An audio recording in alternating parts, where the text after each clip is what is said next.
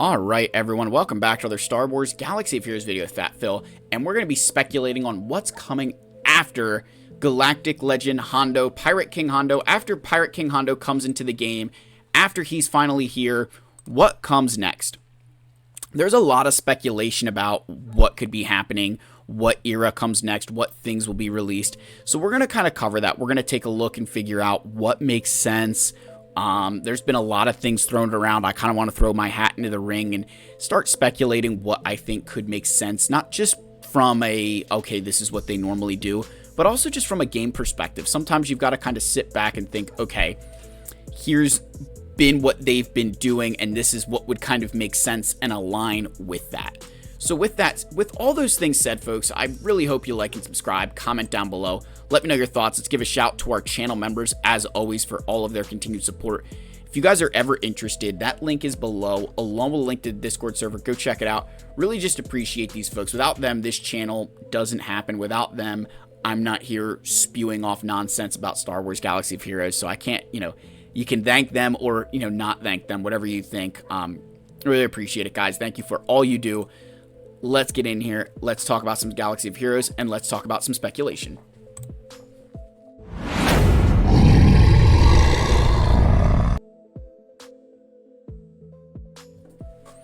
Alright, sorry I had to intro went a little bit long there. Kind of got a black screen because my dog was yelling at me to come in the house. So, after Pirate King Hondo, what's next?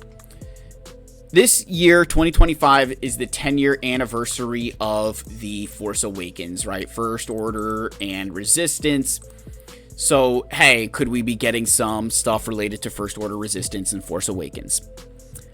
The one area I take issue with here is we almost have everything from Force Awakens and like that movie, like between the Resistance and the First Order, you kind of have all your bases covered there. The only character from those that's kind of a major character that we're missing is Snoke. So a lot of people are like, oh, could we be getting Supreme Leader Snoke? That could be interesting. I would just be curious as to where he fits. Like we already got the Kylo lifter in Darkside Rey, so Snoke maybe could be the character that fits into the rest of the First Order, kind of the leftover characters, but how does that work and how does that, feel for the game? Because a character like Snoke, you'd think, again, I would have thought that he would have been the GL, but like that's not the way Disney went, and screw screw Ryan Johnson for that. But like I don't know where Snoke fits in. Not saying that I couldn't see him come into the game, but I don't know how he would quite fit in, or the extent of the character upgrade that you would have to give him in order to make him relevant for the remaining First Order characters. And on the Resistance side of things, like maybe some extra Resistance pilots, but like again, I don't know that makes logical sense, if I'm being honest. I feel like Force Awakens, they've kind of, we're scraping the bottom of the barrel at this point, because again, they released the pirates, right, with Atano and Quiggled, who were in the Force Awakens. I did go back and rewatch it so I could see them, and like they're there. So it just, again, I'm like, I don't know what else they can add in at this point. They added Maz as well. Like we kind of hit everything at this point. And where we're gonna get C-3PO with a red arm, whatever. So I'm not quite sure what's there, but if you think about going into 2026, that will be the 10-year anniversary of Rogue One. And if you look and think about Galaxy of Heroes, you think about Rogue One, there's still some characters from Rogue One that maybe we could get added in. We've gotten Krennic, we got Shore Trooper, Death Trooper, if we want to count that. You think we've got all these characters who were featured in Rogue One. But there's a lot more added into Rogue One now, and there's even some more characters that we did not get. Think about Melshi, right? We don't have Melshi. Melshi's not added into the game. And while we did get Saw Gerrera, who, I don't know if this is a version of him from Andor, but I think we got Luthen from Andor. But there's still a lot more Andor characters that could be making their way into the game. And maybe what we get is a kind of Andor release that leads into additional Rogue One content, where maybe what we get is some lifter units for the Profundity. See, the one thing that we've seen them do quite recently is they haven't really, since Leviathan, that's the only new fleet we've gotten in like 2 years. But even before that, a lot of what we were seeing from Capital Games was releases of singular ships like the TIE Echelon and the Star Fortress for the Resistance.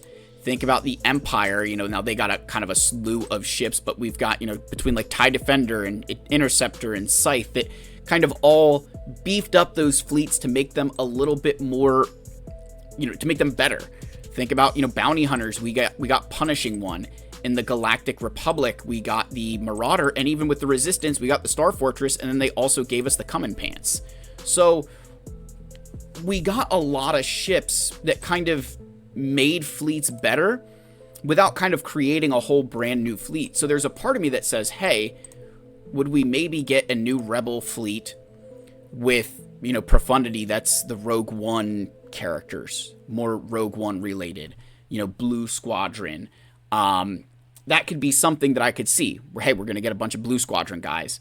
Again, I don't know, they could just leave it go, but like maybe we get one ship. I've seen a lot of people say, hey, Luthen's ship could be coming in, but maybe what they try to do is release some ships for the Rebels to make Home 1 a viable fleet and beef up Profundity a little bit. All of that could be kind of coming. And I think ships is a really good area to start with because again, it's kind of like the, we haven't really got haven't got a new fleet since the Leviathan. Now, this begs the question, a lot of people are saying, could we get a pirate fleet? What about a pirate fleet? Is that kind of, I think Rabid Beaver even talked about it. I think Gerbil maybe even said it, hey, we're getting a pirate fleet. Pirate fleet would be both good and bad. The one thing here is the amount of ships they would have to add into the game would be crazy. Because there's no ships right now that exist that are pirate related, right? None of these characters that are in here, I don't think any character here that has a ship is also a pirate. So there's almost this like significant amount of work that would have to go into creating this whole new pirate fleet. Where when you talk about like the Leviathan, while they gave us the Leviathan, the ships that existed, we got TIE Dagger, Fury Class, and Mark 6. So they gave us 3 new of those ships and then Leviathan, but the rest of those Sith ships were in the game already. Think about Bounty Hunters, like for all of those ships existed in the game, right? Even like Razor Crest was still released before the Executor came into the game. With the Rebels, with, Profundity, there wasn't any new ships added for it. It was added and everybody else kind of fit into it as the fleet. So like they really haven't done, all right, we're going to release 7 new ships, 6 new ships, 5, whatever it is for this new fleet. They really haven't done that before. So I don't know how much I can buy into 7 new ships. That would be a lot of stuff added in at once that I don't think is a realistic expectation. I could be very wrong there, but I think asking for that seems like a stretch comparative to maybe getting just Luthen's ship from Rogue One as kind of a Profundity lifter or adding some viability to the Home 1 fleet, whatever that situation is. Now, in terms of other kinds of things that would make sense, again, going off of what was done in the past. So not necessarily, oh, hey, there's a 10-year anniversary or this or that are coming up, but think we got the Spectre units from the Ahsoka show.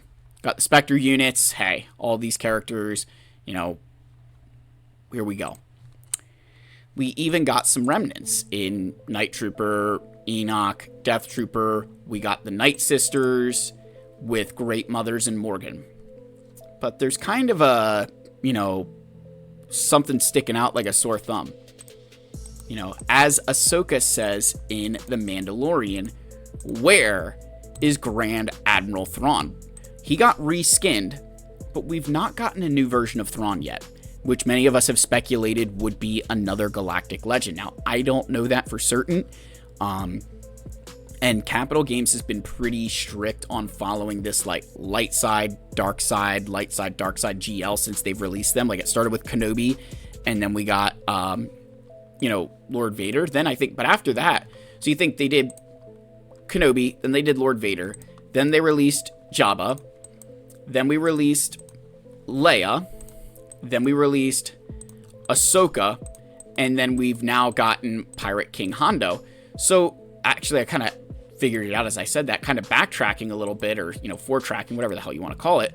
It would kind of make sense that they would do another Galactic Legend, a Dark Side Galactic Legend, because that's been their pattern is, okay,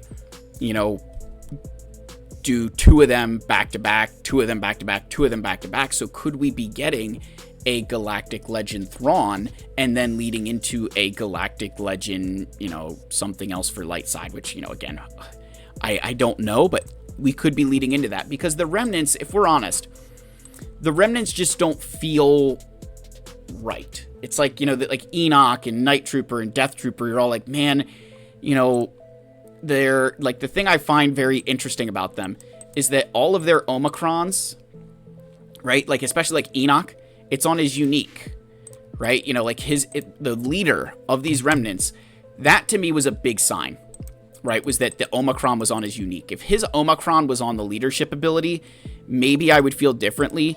But because it's on the unique, it got me thinking that he's not the intended leader for this team.